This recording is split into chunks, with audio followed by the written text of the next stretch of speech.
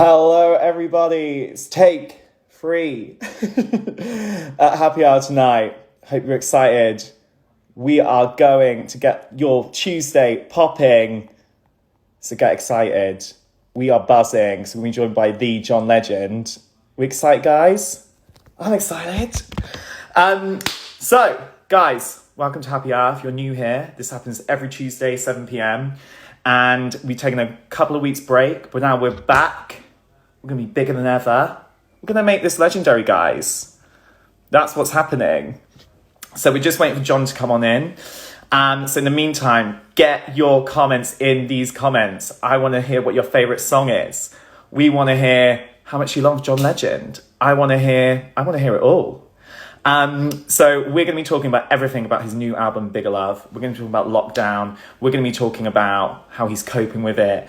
We are also going to be talking about his amazing career. He's an EGOT. So he's won an Emmy, a Grammy, an Oscar, and a Tony. So third time lucky. We're just getting him on in. And yes, Tom, it's going to be John Legendary. That's what's going to be. The chat's going to be popping tonight. So we're just waiting for him to come on in. And then we will be rolling, guys. Here we go. Drum roll. We're just waiting for this connection to work. Let's pray. Hello. Hey, how are you? I'm doing very well. How are you? I'm good. It's good to see you. My pleasure. Sorry to keep you waiting. Oh my God, do not worry. How have you been? We've been great. It's a beautiful day in Los Angeles, and I'm feeling good. Yeah, all good. And obviously the new album has just dropped. Yes. And it's amazing. It's so good, full of bangers, full of great new hits. But it's also quite sexy, isn't it? Yeah. I was inspired. I have a sexy wife. She inspired. And does like the People's Choice, like, you know, sexiest man alive kind of vibe go into that as well, or? No. No, actually, most of the songs were written prior to the whole sexiest man alive thing anyway, but a few were written afterwards. But either way, I most of my songs come from either my own experience or my own conversations and just reflect, what I think about the world, honestly. And so some of the songs are sexy, some are more romantic and loving, and some are more about loss or longing, and then some are about hope and resilience. So we've got a mix of emotions in the album, and hopefully all of it works for the audience and they can enjoy the whole thing. Yeah. And I guess as well, it helps you to be honest about your own emotions. How is songwriting help with your own mental well-being, would you say? Oh, I love writing songs. It's a joyful thing for me. It's exciting to collaborate with someone and be part of a creative process where you start with nothing and you end up with something beautiful and meaningful that could mean a lot to a lot of people. Songwriting is probably my favorite thing that I get to do as a performer, as an artist. And I guess as well, like, does being a father as well change your songwriting process? Does it made you tap into different emotions and stuff? Well, I think you just evolve as a person. And I've written songs inspired by the newness and joy of fatherhood and the uncertainty of fatherhood.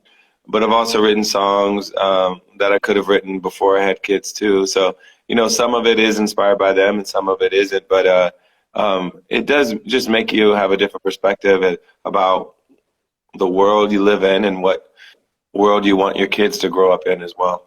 And I think as well, like this album is a very hopeful, it's a very positive record.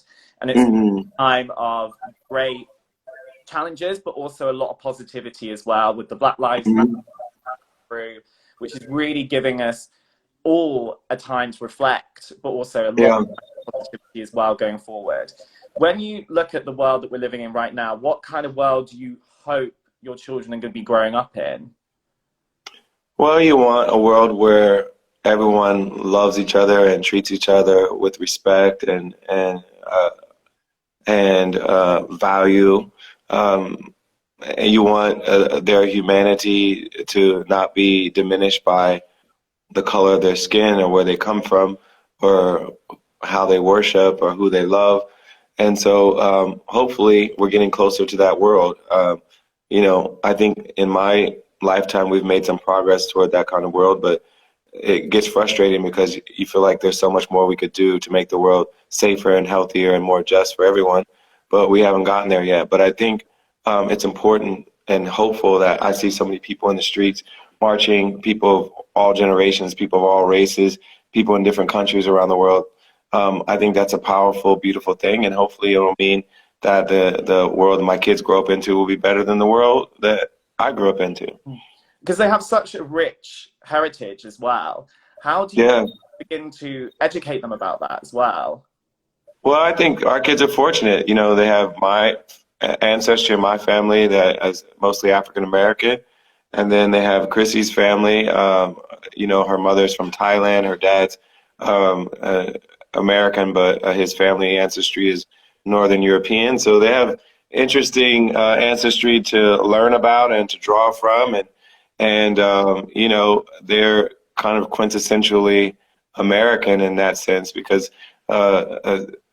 so many Americans come from so many different places, and part of what makes America interesting, and the UK for that matter, is that so many people come from all over the world to live here, and it makes our culture interesting. It makes our lives interesting. It makes our food more interesting. All of it. But we also need to make sure that as we bring people into this country and into our society, that we value them, value their contribution, and have a system that treats them equally. Yeah, for sure. And I think as well, it's all about, we've just had Father's Day. Being a father is such an amazing thing. And when I interviewed Chrissy for the cover interview for Glamour, she was raving about how much of an amazing father you are and how it's so great what kind of an amazing father you are, especially to a girl, especially growing up in this world. What do you think you've learned about parenthood from having Chrissy as a partner as well?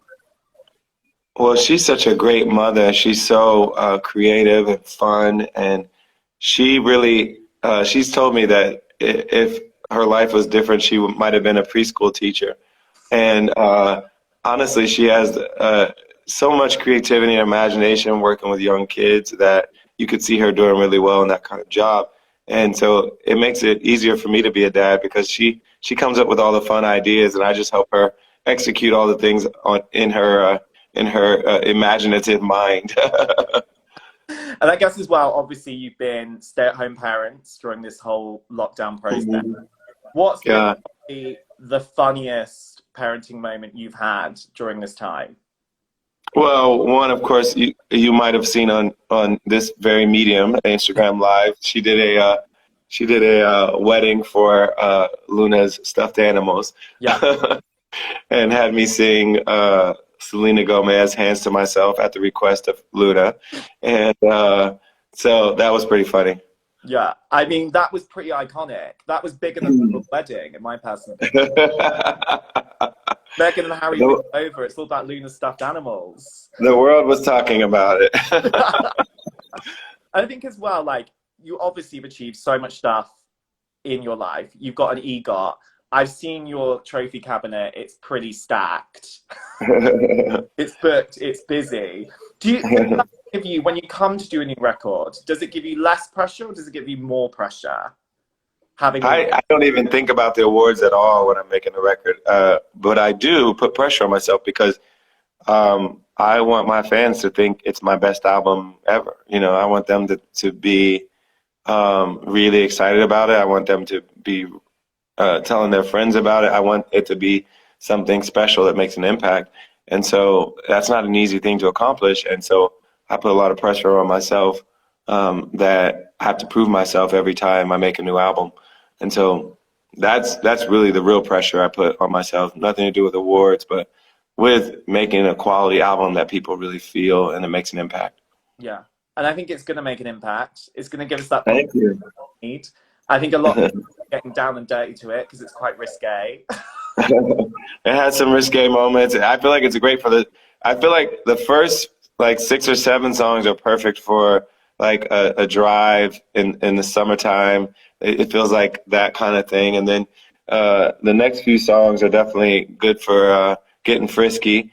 And then the last third of the album is kind of about what happens when a relationship kind of falls apart a bit. It's about missing someone. It's about you know, things not maybe working out the way you thought they would. And then we end with a song called Never Break, which is really about resilience and not losing hope. Yeah. Do you feel hopeful sitting here today? I do, you know, and I go back and forth because, you know, you get frustrated with some of the things you see in the news. You get annoyed, you get outraged by some of it. But you also see the silver lining when you see so many people marching in the streets for equality, not just for Black people, but for the LGBTQ community and for immigrants' rights. You see, you just see a coalition of people that want this world to be more just, more equal. It's a multiracial coalition. It's a multi-generational coalition. So in that sense, I'm very hopeful. I feel like if we show that kind of love to each other and show that kind of acceptance toward each other, the world can truly be a better place. Yeah. And I think it goes back to the fact that we should all be allies to one another, right? Don't you think that's the message right now? We should love one another. We should support one another's rights to be treated equally and valued equally in our society.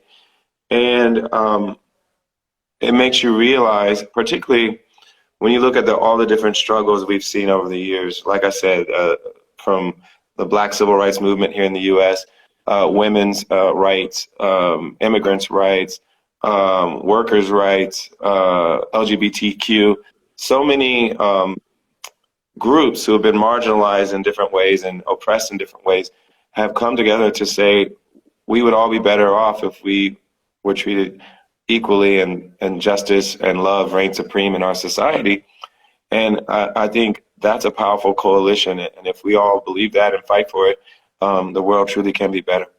And speaking coalition, you and Alicia Keys, fire. Mm-hmm. Everyone was mega excited about that. Do you feel like I had so much fun? We had a blast. Alicia and I were just giddy afterwards because the music was so fun. Our collaboration was fun. Even the unexpected moments when, you know, she started doing the talking part for You Don't Know My Name and I started playing and singing. You know, those kinds of moments, you just couldn't have had them in any other setting. And it was really beautiful and powerful. Because you had so many amazing collaborative experiences, which one do you think's taught you the most as a person? Well, I mean, I've had extended collaborations with Kanye over the years. And so I think that's probably been the most important to my career because I wouldn't even, you know, be where I am in my career without him helping push me at the very beginning, helping me get a record deal, helping with my music as far as production and co-writing some of the songs. And so the collaboration with him has been over many years and has been extremely influential to me being where I am today. So I think that's probably the most important collaboration I've done over my life of work. But of course, you know, I highlighted some of the other ones, like the ones I've done with Rick Ross and what I've done with Alicia, and what I've done with Lauryn Hill. And, you know, collaborating for me is the way I make music. If you listen to my new album, every song is a collaboration, even if it doesn't have a featured artist on it. It's a collaboration with another writer or with a producer or with other musicians. So every song is a collaboration. And I think I'm at my best when I'm able to bounce ideas off of other creative people and make something beautiful together. Mm. And like I've been saying, it is pure escapism, but I know for escapism, love a bit of Love Island. Oh, yes. Yeah, we do watch the UK version we watch. Yeah. What's your favorite phrase from Love Island? Well, we just try to learn them, and we put the subtitles on because sometimes we can't comprehend the words that are being said. And Chrissy thinks she's getting good at learning the different accents of the different regions within the UK.